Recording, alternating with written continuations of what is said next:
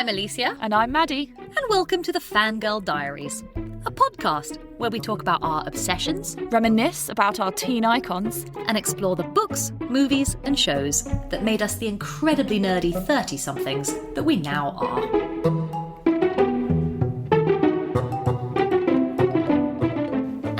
And we're back! We're back for season 2 of The Summer I Turned Pretty. I was like, are you going to say it? We'll both say it. Am I going to say it? We'll both say it. I really hope that people have gone back and rewatched these seasons while we're in the middle of season 3 mania. Yeah. And it certainly feels that season 3, which is the final season, is so big right now that a lot of people are going back and starting this show for the first time, including you. Yeah. And you were saying it's not just you. You are watching it. And who else is watching it? No, my husband got sucked in. I think he got sucked in like around about the last episode or like penultimate episode of season 1. And he didn't even watch the first half of season 1. But now that we were watching season 2, we just got completely sucked in. And I've watched it so fast. Like season 2, the end of season 1 like really got me. And then, I've just binged season 2 really, really fast. I think season 2 also is bingeable because I personally feel it is the weakest season. Yeah. But that is obviously comparing it to two either side of it that I think are better. And we'll have to see what you think when you've watched season 3. But yeah, I can't believe that you get to watch season 3. You can just start going like, next one. Next one. Just know that Petra and I have had a summer of torture where you will get to the end of some episodes and be like, okay, I can just carry on. We were like, what the fuck? Oh my God, what? I'm dying. I'm going to have to keep waiting for Ben to like be available. Okay, Ben needs to block out some time because we all have a plan to watch the ultimate finale together. Yeah, for sure. We have no idea how this is going to end. No one does now because we've gone past the books. So I feel like we all need to have this experience. So Ben needs to be given a very, very strict timetable. Okay. And season 3 is also longer than season 1 and 2. Yeah. But all right, we'll let's talk about season 2. If for anyone who just listened to our season 1 episode, we were sort of talking about what we expected from season 2. And you kicked off with what you thought was an absolute given. And so did I, which was... I assumed Susannah would survive. Me too. I thought they'd set it up in the last episode with like this whole tragedy, but like it's okay because she's gonna do these extra trials, and therefore that was the like hint that it's all gonna be fine. And it wasn't. We're basically told immediately that she's died. It is done in the most jaw-dropping moment of there's like overlaid narration where I think it's right in the first 10 minutes or something. Yeah. Belly says, I wasn't with Conrad, something, and Susannah was dead. Yeah. I had to, I was watching it with Petra and we had to like rewind. Yeah. I thought, wait. Yeah. Susannah is dead? Yeah. And you know what is one thing I did really like about the first couple of episodes of season 2 was this like flash forward and flash back timeline shifting thing that was going on. Me too. Where they keep telling you things in the present day, which is essentially a year later. But then like they tell you the consequences of something having happened, and then at some point we would get to like flash back to the year before or like during that whole year and see how it played out. So like we'd be told like, as you said, really dramatic things like I'm not with Conrad and Susannah is dead, but we don't know how we got to that point until we go back and forth. And because Ben had come in like partway through the season, I was totally confused. Like every 5 minutes I'd have to pause and be like, which timeline are we in right now? Are we in the previous year? And I'm like, no, we're in like the previous year and it's just coming up to like Halloween and like it's almost Christmas of the previous year. And then, no, but that bit was in the like present day bit. And he was like, oh, yeah. I don't believe he did that because you have to watch the start of season 2 like totally sober, totally like... When I watched it the first time, there were bits where I was a bit confused by the time jumps, especially as someone who hasn't read the book. I was watching it with Petra, and we had to sort of consult and be like, no, wait, hang on a second. They did try really hard to be like, frame it around like events in the year so you could work it out. They had like a graduation, and they had like, Christmas and Halloween, and like prom. They even had like the year, like they flashed up the year like 2024. Like, you know, like they really tried their hardest. But I actually quite liked it because, there was a lot of this setup, and it left you with like an anticipation for like, oh my God, how did they end up breaking up? And oh my God, like, why are they feeling this way about each other? Or and they go on about like, oh my God, and I'm so sorry for what I did at the funeral. And you'd be like, what did she do at the funeral? Oh my God. I had actually forgotten how experimental season 2 is. Yeah. The first few episodes especially. The one that made us laugh the whole way was endlessly throughout it. She'd be like, oh, yeah, I really messed up last year at volleyball. And we'd be like, what did she do at volleyball that like messed up? We'll never see it. When are we going to flash back to the volleyball? It's just like endlessly like, yeah, guys, I was really terrible at the last year at volleyball, and we never find out how. I'm in season 3, and I've forgotten that I would quite like to see the flashback to that, because it's mentioned a lot for something, and that's not difficult to shoot. Like, show me Belly like going off at her team in the volleyball thing, because the coach won't have her back at the kind of summer camp. She must have done something really bad. Yep. I was totally floored by season 2. I 100%, like you, expected Susannah to be alive and expected it to be another summer. I liked that concept. We just talked about how cohesive that was, and I wanted to be back there. So I felt a little bit at sea in season 2. The first time I watched season 2, I did not love it. I didn't. I preferred season 1. I find it difficult viewing as someone who wanted to be Team Conrad. Right, and it's not Conrad's season. No. And we're going to get into that. But also, I found it more depressing. And now, having rewatched it an embarrassing number of times in preparation for this discussion, I appreciate it more for what it is, which is that it needs to be darker. It needs to be a real kind of grief vehicle, and we have to sit through 8 episodes of these young people dealing with an awful thing and then kind of being awful to each other, and we just have to suck it up because it has to take us to a place where we're then prepped to go into the 3rd act. But it is a tough watch. It doesn't mean there's not light moments. There's loads of it. It's hilarious at times. But it was rough. But almost the light moments didn't work necessarily as well as in season 1. Definitely. I think. Whereas we talked in the previous episode about how the seriousness of Susannah's situation sat like kind of alongside the teenage drama, and they felt equally valid and equally important.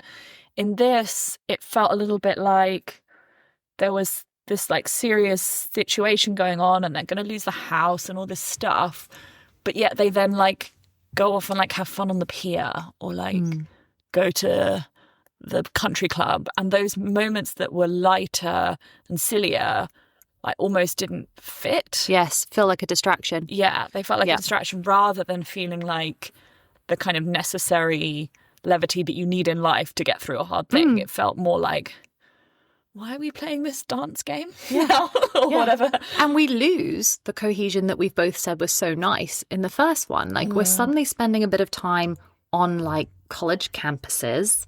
We're sort of spending more time with Belly's family, not in cousins. We're jumping around a lot. Yeah. And the main place that we all felt so situated in, the house, is, like, under threat to be sold. And so you would think that would work then when they all do end up at the house in order to kind of save it, but that almost felt like a bit contrived, that like they all ended up driving there, and even like Taylor and like Cameron is there. Cam's there, and then there's like this new random character Sky, and we're like it just felt a bit like the reason for being there didn't make sense, and therefore it wasn't as cohesive.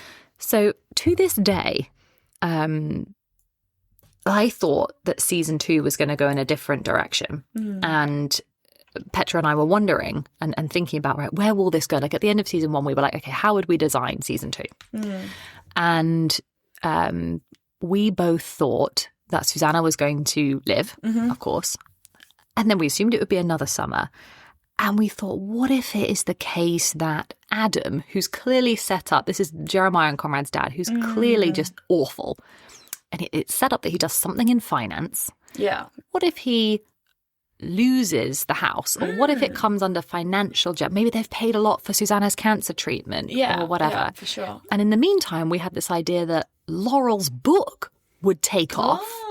And I think because, as you said, we had felt quite tied into the economic narrative from season 1. Yeah. We actually saw that dominating season 2 as well and thought, how would this dynamic shift if there's a real swap over there and Laurel has to buys the house and tries to save it. Interesting. So that's how we would have written season 2. And then lo and behold, we open on season 2 and it's like, Susannah is dead. And I was like, oh, okay, forget that then. Yeah. Okay, fine. No, that's super interesting. I like that because I like that it took the themes that were in season 1 and ran with them, right? And that was the problem that I had a little bit with season 2 was we seem to have forgotten that there is an economic difference between these two families. We seem to have forgotten that, like, these are real people's families with real lives. You can't just, like, turn up at houses and, like, sleep on people's floors at the house that doesn't belong to you anymore. And like, I don't know, it kind of suddenly felt like they were in this like fantasy world where they got to make decisions about grown-ups' houses when they don't. Like, when they don't. They're teenagers. Yeah. Like, it suddenly felt a little bit more contrived, whereas season 1 felt very realistic. Yeah. Yeah. Season 2, for me, exists in 3 segments, and maybe this is how we treat it. And for me, they're a very different quality. There are the first couple of episodes, which you're addressing with the flashbacks, and where we actually really see Belly and Conrad a lot. And we deal with their micro relationship and the demise of it. Then we get what I call the Aunt Julia problem. Which is the mini subplot about the house being sold. It's not even mini, it's like most of the series. It's like 3 or 4 episodes sitting there in the middle. Yeah. And then we return back to the romantic narrative and we're now firmly in the kind of Jeremiah swing. Yeah. So the season is bookended by the love triangle with a serious dollop of real estate crisis in the middle. Yeah.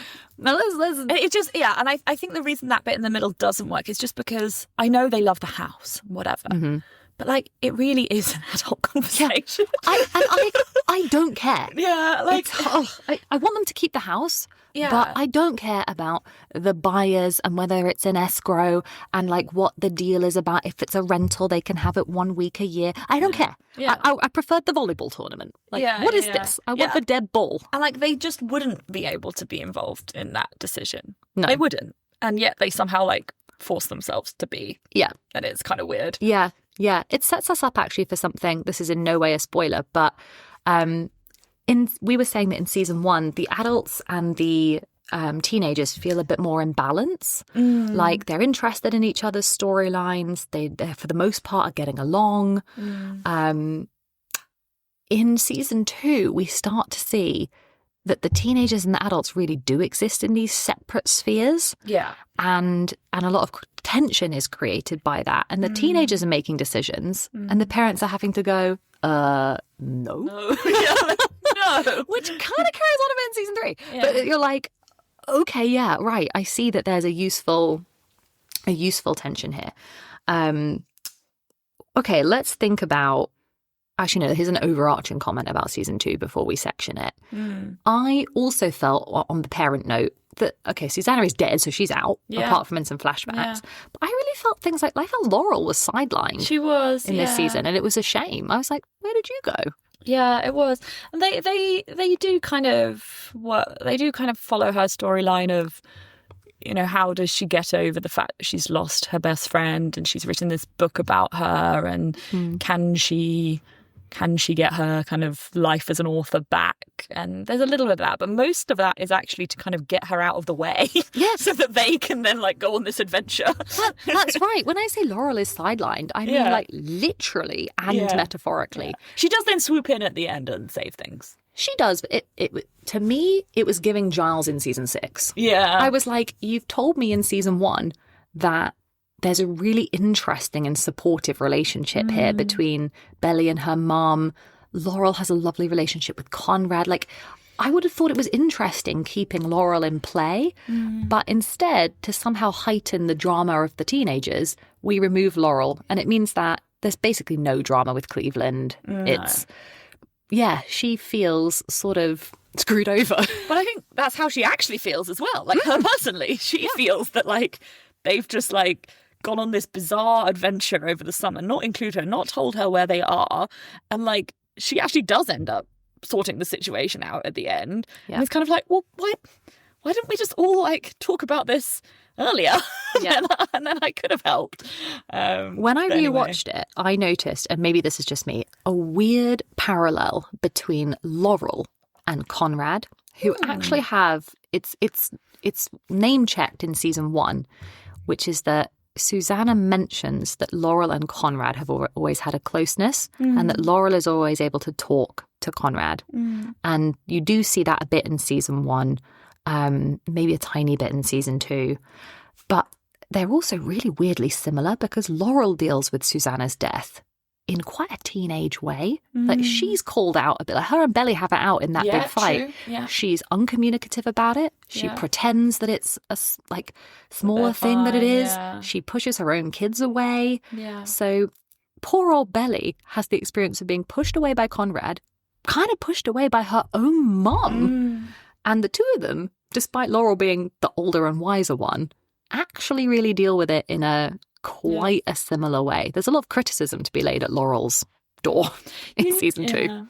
You know who is probably actually more interesting to me in season 2 is Stephen. Yes. He was like a bit uninteresting in season 1. We hardly talked about him in the previous episode in season 1. We might mention let's do his Stephen thing. now. But like, I think Love he Stephen. was much more interesting in season 2 in that he's like, he's coming to himself a bit. He wants to get to the end of his school year and like celebrate the fact that he's like doing really well. He's going to Princeton. Stanford? Princeton. Stephen's going to Princeton. I think it was Stanford. That's Conrad. No, he's at Brown. Oh, then he changes. That's it. Yes, he's going to Princeton. Let's just wait 1 second. We just need to review people's colleges for 1 second because this is a so Stephen is going to Princeton. Again, another thing in season 1 that was raised economically. There was serious discussion about the fact they weren't going to be able to maybe pay his fees for Princeton. Yeah, and he was saving money to like be able to live. Yeah, they didn't even want him to apply. And I thought there's going to be a discussion here about Susannah's family paying for him or like and that just vanished. So for sure. Stephen is going to Princeton. He's like valedictorian of his year at school. He like does the big speech and he's like, There's a serious micro plot through this whole thing, this whole show about like academia and colleges that we'll get into. Yeah. Conrad is at Brown. He's at Brown. Yeah, he's already started. He's a year older than Stephen and Jeremiah. Yeah. But he, and it's referenced in season 2, he and his mum had always talked about, and his mum had really encouraged him, this dream of studying on the West Coast and thinking about Stanford and kind of being pre-med. Yeah. Which is then solidified by his mum's death, and Conrad feels he wants to go in. He says to Belly while they're having their little relationship that he feels he wants to actually work with patients and he thinks he wants to swap his major to pre-med and he's going to try and transfer to Stanford. Jeremiah is at Finch. Yep. A college that does not exist. Which is like next door to Brown as far as I can tell. Just apparently. The geography is convenient. Yeah. And the season opens with Belly quite literally having a conversation with her college counsellor about where can she go because her grades have tanked and she has been, as we've said, apparently kicked off the volleyball team. Which is going to make all the difference for unknown reasons. You are so right about the attention that was drawn to her. I was thinking, like, was it that Conrad showed up and she got distracted and looked at him and like show me this sequence anyway. So Stephen, back to Stephen, who is like the MVP of this. Yeah, and he really is like at the beginning. He's like, look, this is my time. to like, you know, have a good party and then go off to university, and he just feels like everyone's dragging him down, which kind of sucks, and I can imagine it would suck. But yeah, he kind of ends up in a bit of a fight with Belly at the party, doesn't he? And like at his like graduation kind of party. This is in the strong first third of season 2.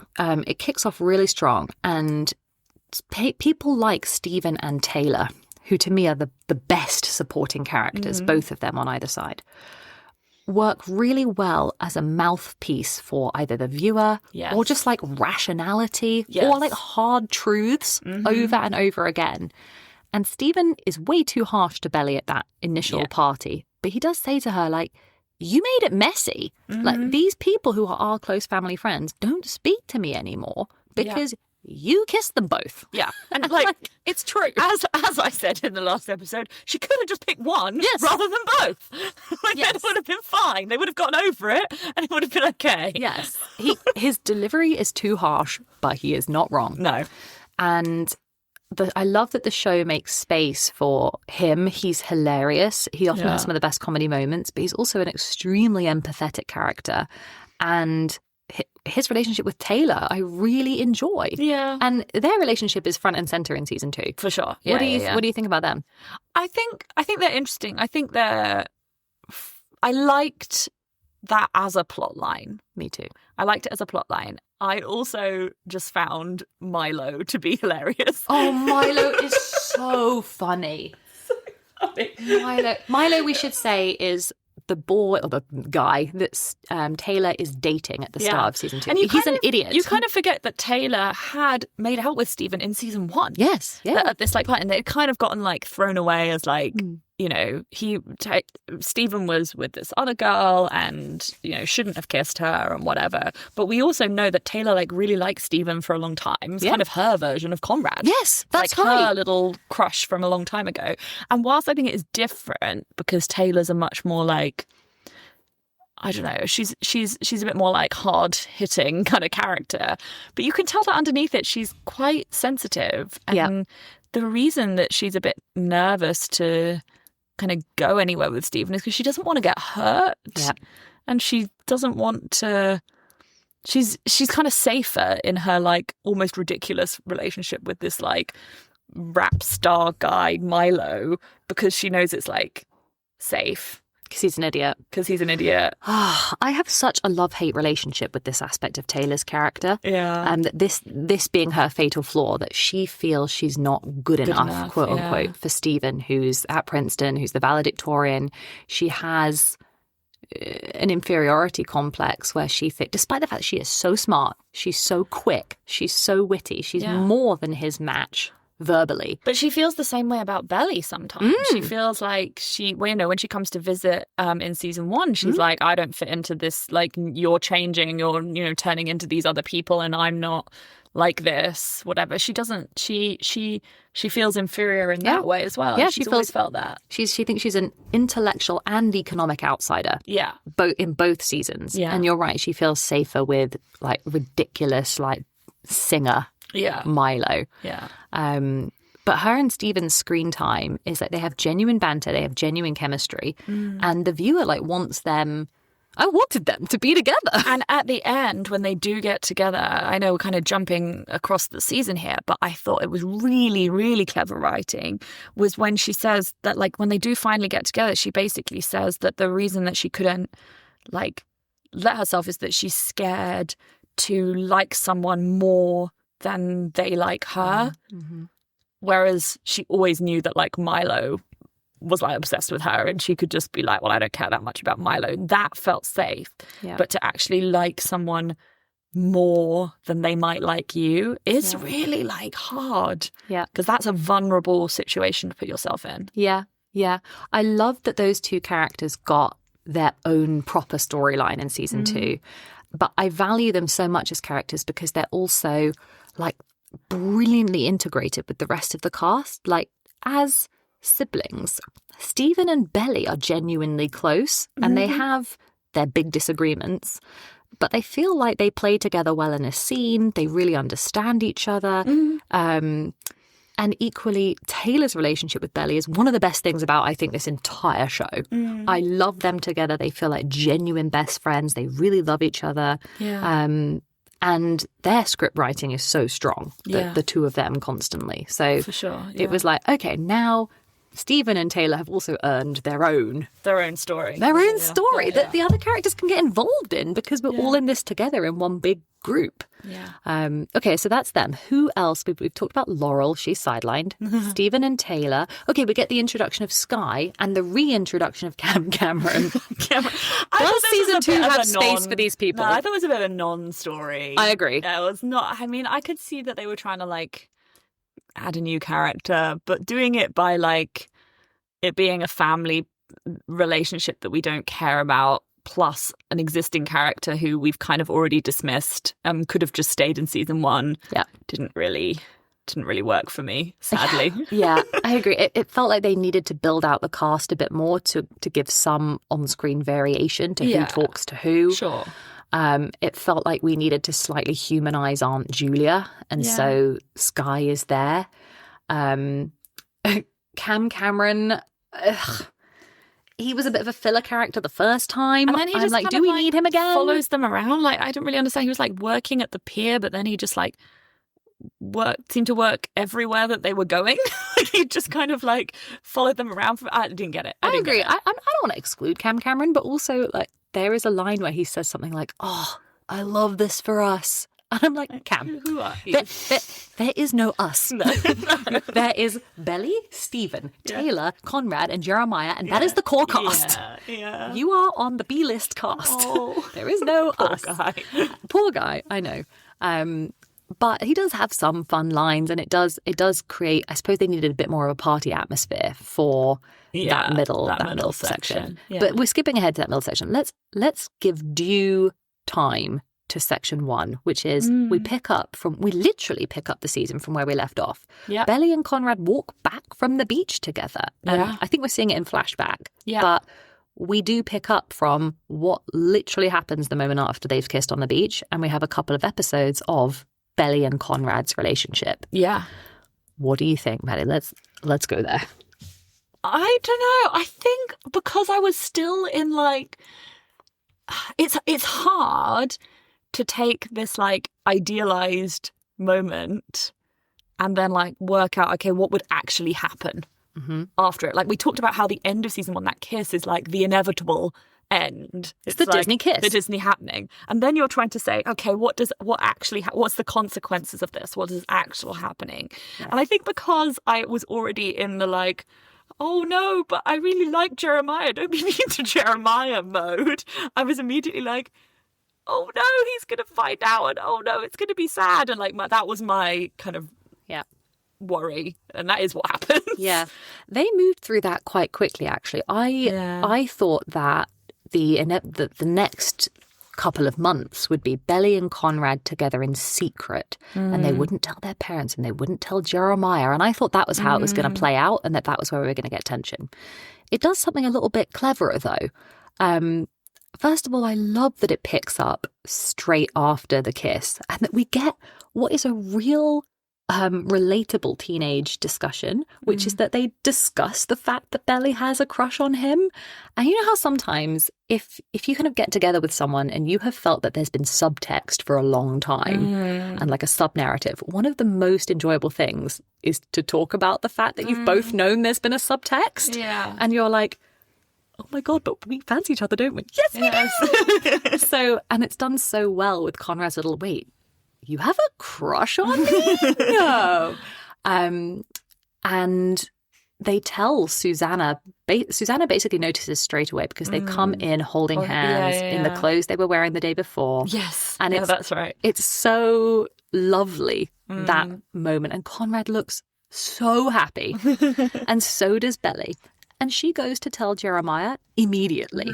Immediately. So for once she's like honest. But that's it. I thought, oh, this really isn't going to play out the way that I thought. Yeah. She's going to go straight. And of course, he's pissed off. Yeah. But there be an end at that moment. And Belly and Conrad enter their relationship. Or they decide, I believe, to kind of drop it. They decide to call it because Jeremiah doesn't really take it that well. No, he's annoyed. He's annoyed, and Conrad decides that they're kind of like, well, is it Conrad or is it Belly who's kind of like, yeah, we should...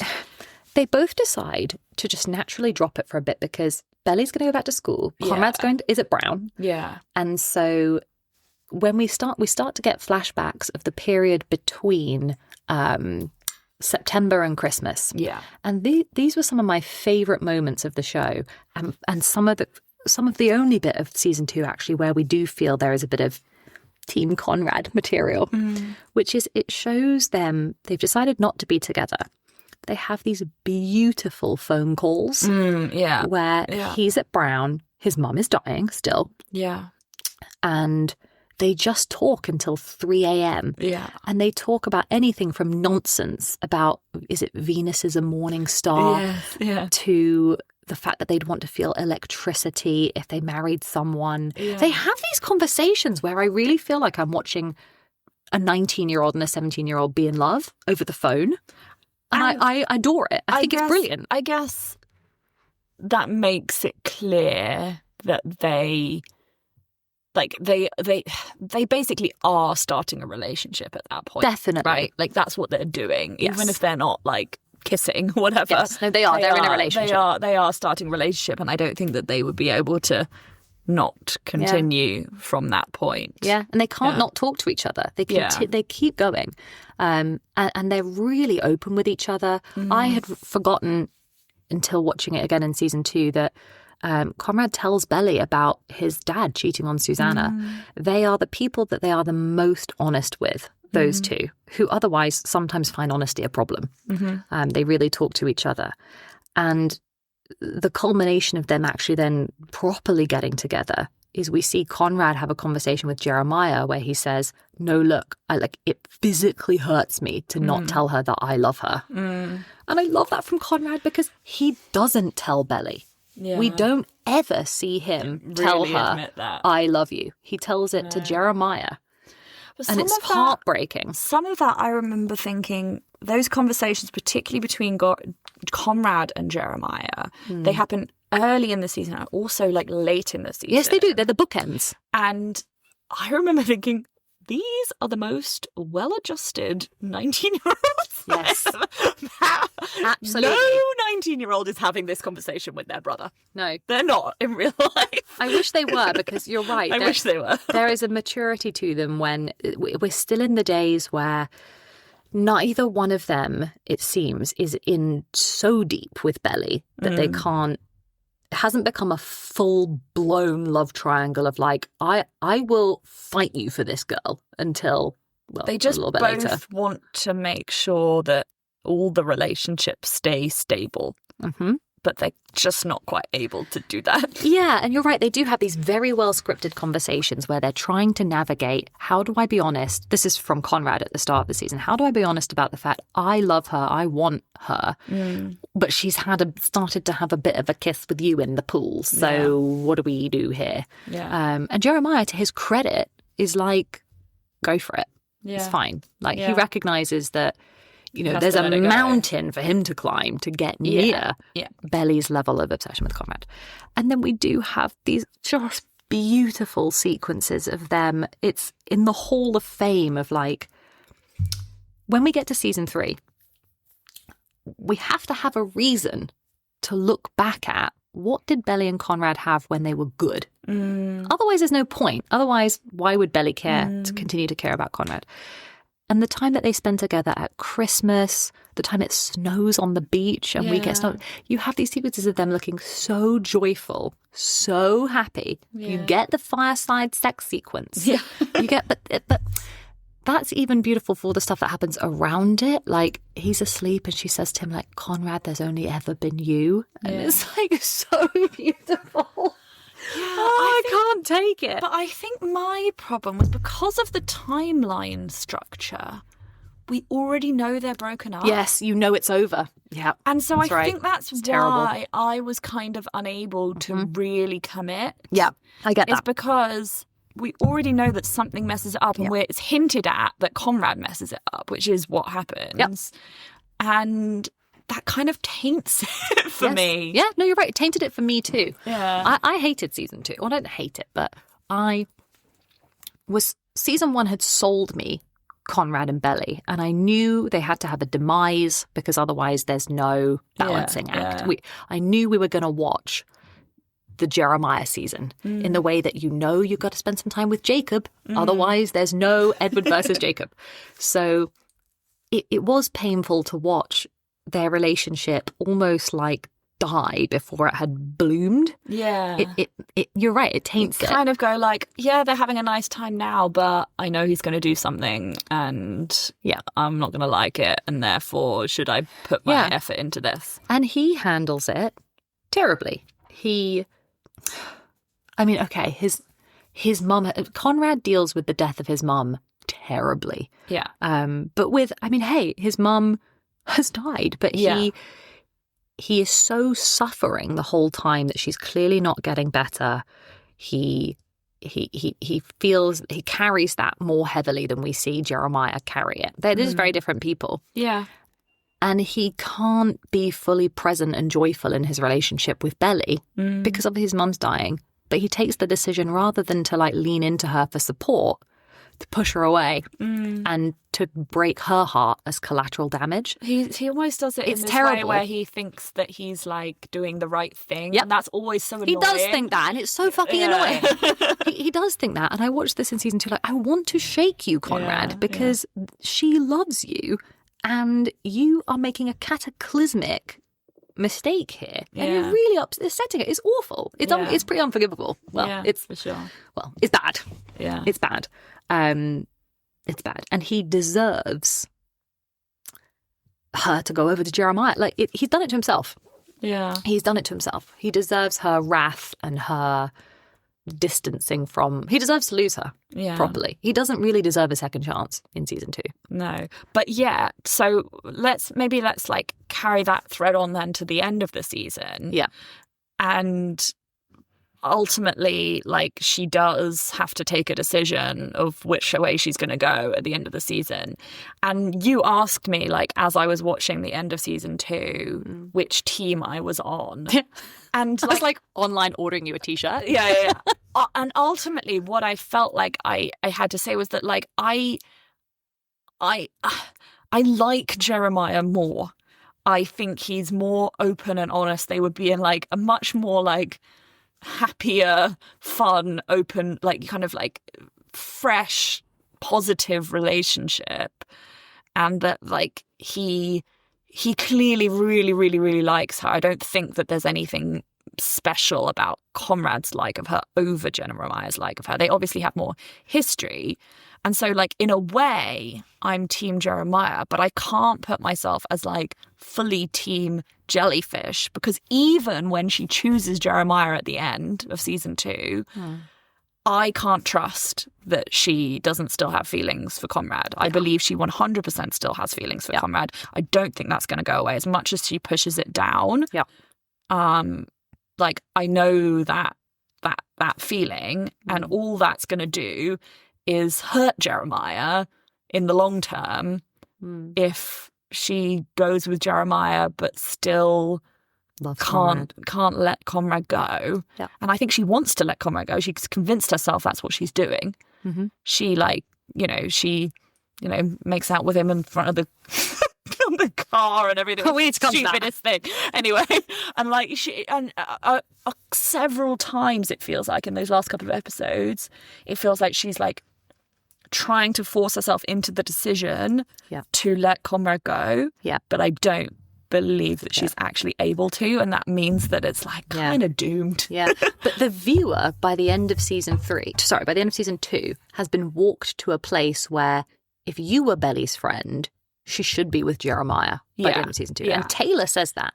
There's a brilliant staging of Taylor and Stephen arguing. They're on different sides. They're on different teams. Because Stephen's like, dude, she's loved Conrad like her whole fucking life. Yeah. And Taylor's like, as you're saying, no, but Jeremiah is better for her. Yeah. And it's set up that way. Jeremiah seems to have relatively restabilized after his mum's death to a place where he feels in season 2 like he is the person who's ready to have a relationship and a healthy one. Yeah. And he is bringing light back into an otherwise very dark season.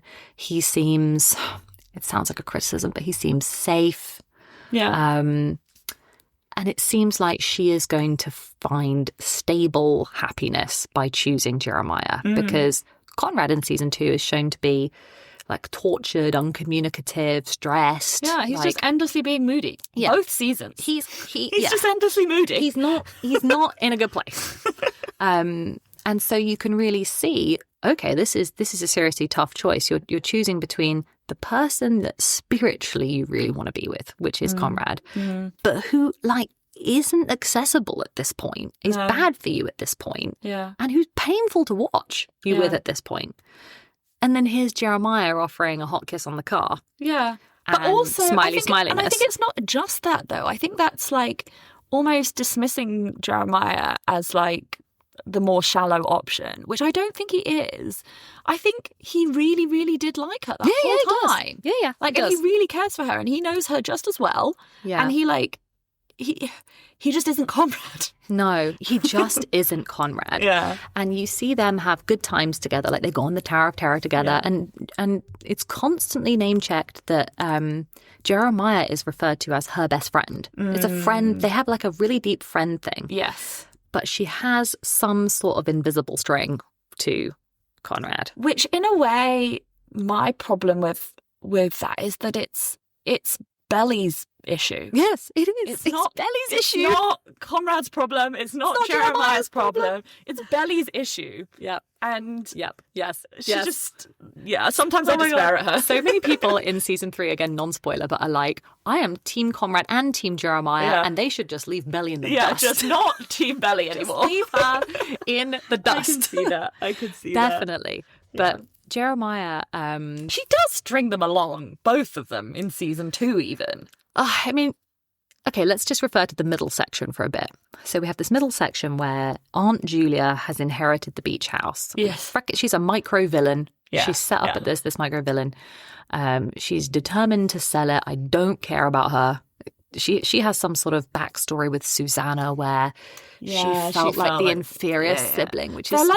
There's like a step sibling relationship going on there somewhere. I couldn't quite work it out. There's a kind of shadow narrative of Jeremiah's issue is he has always felt second to Conrad. And he sort of can't quite get over that. And that gets worse in season 2 and really comes to a head. It's not helped by the parents. Yeah. Adam refers to Conrad consistently as the kind of golden boy and the overachiever. He was going to get a football scholarship. He's got into an Ivy League school, all of this.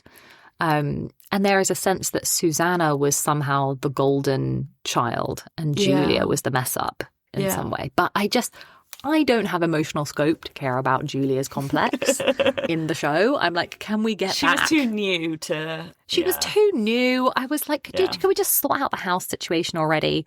But while that whole middle section is going on, the time spent at the country club, the boardwalk showdown, I know we're trying to introduce Jeremiah as a character, but Belly keeps looking at Conrad. She can't make up her mind. She can't make up her mind. And you're right, she tries to dismiss him. Yeah. And he starts to sense it, and he doesn't like it. He senses he's losing her to Jeremiah. Yeah. I mean, one of the parts where I found Conrad the most insufferable was right at the end, after the kiss, which I know they shouldn't have kissed in front of when Conrad was about to walk around the corner. On his car, in his brown sweatshirt. Yeah. Absolutely. Not cool. This was obviously asking for trouble. It was a very bad idea. But the way he reacts is like this, spoiled teenager. He sits in the back of that car making comments. I don't think we've ever seen Conrad that bitchy. Ever. I have to say I enjoyed it just because it was fantastic television and it's such fantastic one-liners from him, and sassy Conrad is a mood. What I would have expected was moody Conrad, because we've seen that a million times. Oh, you're right. We got bitchy Conrad, which was, I guess it was interesting, but it did not make me like Conrad. It made me think, this is not a mature person. No, he's not a mature person. In season 1 and 2, Conrad, you just kind of have to excuse him. Yeah. It's not a look for him. It's bad. He's hurt. it's dark times. But you're right, he gets really mad at them. And he can't frickin' communicate. Yeah. He does, and then he takes it back. Yes. He does, and then he takes it back. I was screaming at the TV when he said, I lied, Belly, I do still want you. And I was like, thank God. Yeah. Like, yes, please. And then I almost punched him the next day when he was like, because he realises he's not ready to be with her. He's got to let her go. She should be with Jeremiah, and he needs to step out and like deal with his darkness in Stanford. So he says, like, I didn't mean it. You guys go ahead. It's all cool. I'm out. But this was why I felt like Belly can't get over it, because as soon as she had like an inkling that he might, she was immediately ready to drop Jeremiah. Yeah. And when it was taken away from her, she was like, oh no, I'm okay. I promise I'll commit to Jeremiah this time. Yes. Come on. Anyway, one thing we didn't talk about in season 1 that we absolutely have to talk about across both seasons, but in season 2, actually, I think there were lots of great moments, is the music. Oh my God, I have it written down in massive. Yeah. Yes, right. It's sublime. It's sublime. It's sublime. Sublime. I think there probably was more in season 2, more like big music moments. They use a lot, obviously we know, they use a lot of Taylor Swift, which is awesome. Yeah. Everyone go listen to our Taylor Swift episode. 100%. But it's also like lots of other like contemporary female pop artists that, I'm just having a great time. There's a reason that I said this feels to me like 2009, because part of the magic of something like the OC, and a lot of people have commented online, like, I miss the times when you could like buy a physical CD soundtrack to this show. There must be like soundtrack playlists. There's the official playlist on Spotify, and every Wednesday they add the tracks from the thing that they used. Oh, look, 1,000% this is a thing.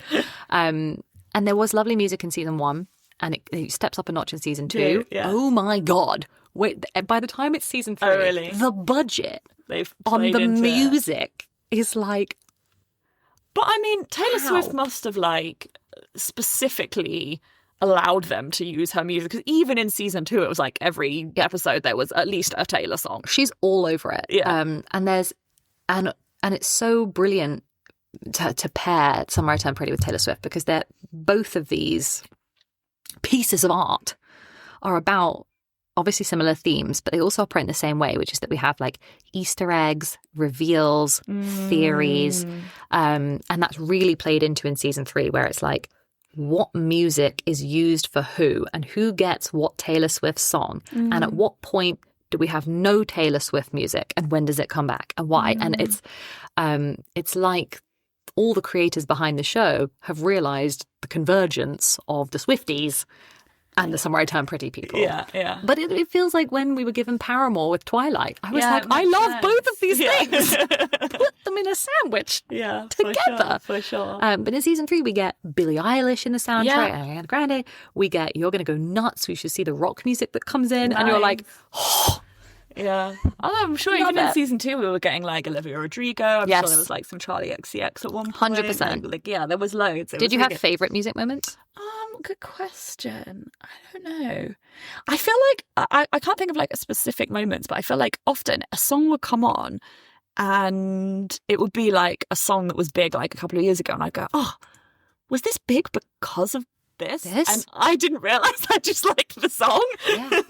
Yeah. And sometimes a Taylor Swift song will come on and I'd be like, oh my God, it's Taylor Swift. And other times I almost didn't notice her because she fits so perfectly with the mood. Yeah, and often it's just like recognising like her voice or something. Yeah, for sure. But no, it is just sensationally done. The music is, and I can't wait to talk about that with you in season 3. Okay, anything else from season 2 where we felt that was a real... Oh, sorry, can we talk about Milo's Revenge album?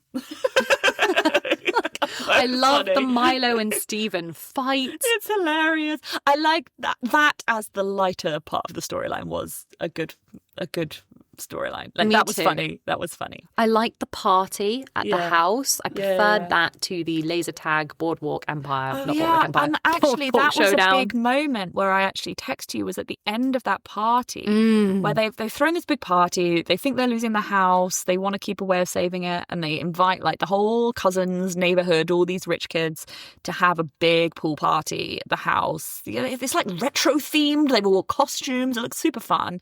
But everything like like starts to go wrong for Belly during that party, and she feels like she's ruined her relationships, and they feel like they're ruining the house. I mean, what did they think was going to happen to the house? Of course the house was going to get ruined, but she keeps like, as she realizes that she's like potentially messed up her situation with both Jeremiah and with Conrad, and she's wandering around the house and it's being destroyed, this like place that she loves, and she just like goes upstairs and like collapses on the floor.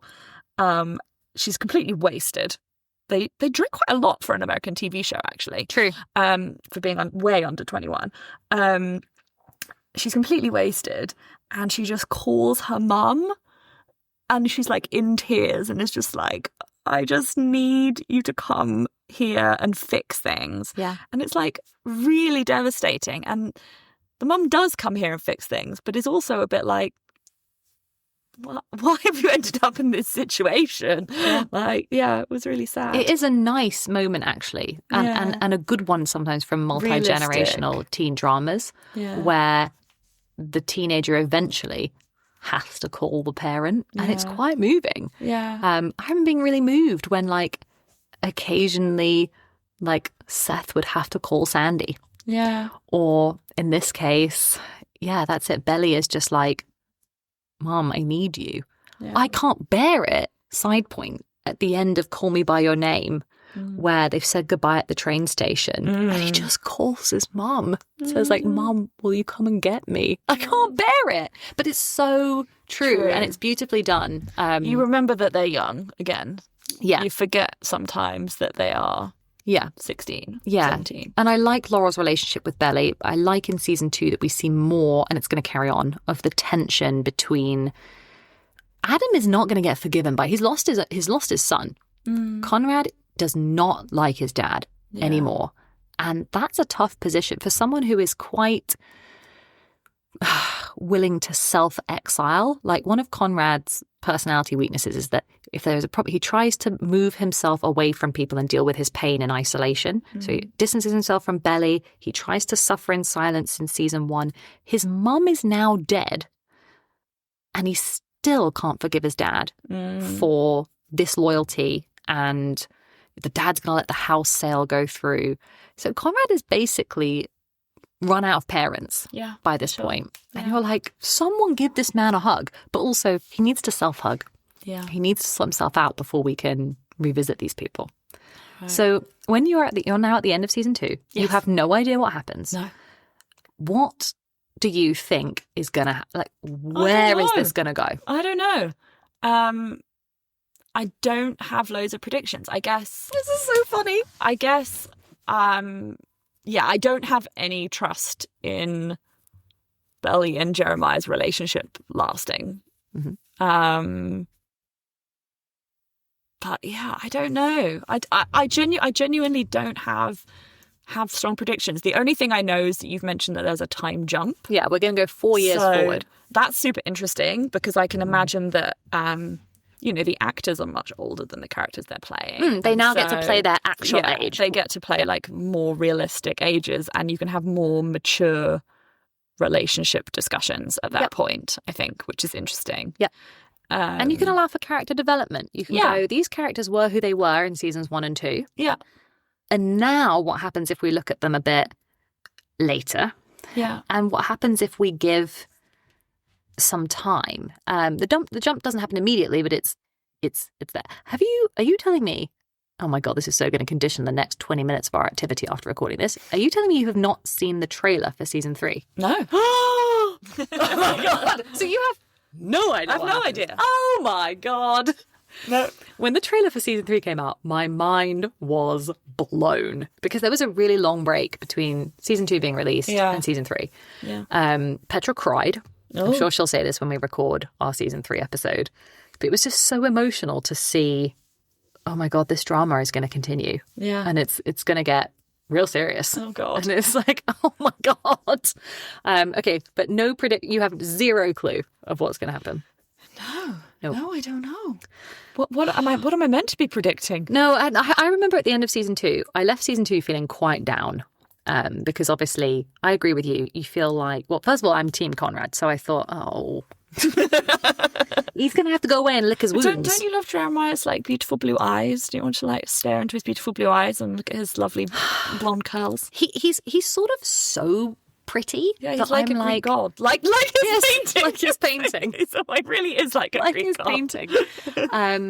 But I, like Belly, have a like terrible infatuation with the man who's in pain. Yeah. So I love Conrad, but I'm so grateful for the time jump in season 3 because I'm like, oh, thank God. They're like I can now be like, oh, right. They're adults. Conrad's hot. Okay. But it's like season 3. So yeah, it's fine. Yeah. But when it got to the end of season 2, I thought, if we're going to come back to this, as a kind of person who, like you, feels that we're not done with Conrad. Yeah. I need him to come back different. Yeah, fair. I need to be done with this. He needs to grow up. Yeah. Which makes sense with the time jump. Yeah, we need to see some proper healing. Mm-hmm. And I can't have him come back into Belly's orbit with exactly the same energy. Mm-hmm. He's not going to change completely because that would be bizarre. Yeah. But we can't have a go around again of what's happened here. And I need to see more of how Jeremiah is in the real world, because we basically see Jeremiah in the beach house. Yeah. And he's like doing parties and like having a good time. And we like that Jeremiah.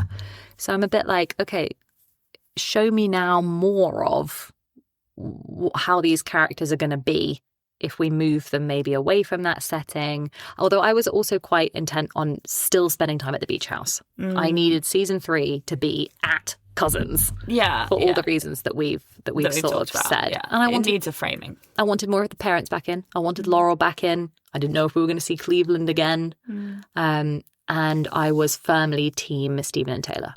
Aww. That was where I'm starting season 3 with that mood. Okay. Oh my God. You're on the precipice. I'm on the precipice. What does Ben think? Is Ben keen to watch season 3? Oh yeah, for sure he'll watch it. Yeah, he'll pretend to like not be that interested, but he'll want to watch it. He'll be like hoovering in the background, but looking at like there's so many brilliant reels of like people's husbands or boyfriends like pretending not to watch it, but actually being really into it. So at least Ben is like legitimately. No, he is actually watching it. Yeah, for Brill. Sure. All right. Well, we will record season 3 when the finale happens. Oh my God. We'll see everybody then. See you then. You've been listening to the Fangirl Diaries. Follow us on Instagram at Fangirl Diaries Pod. And do share us with any of your friends that you think might enjoy the podcast, and rate or review us on Spotify or Apple Music.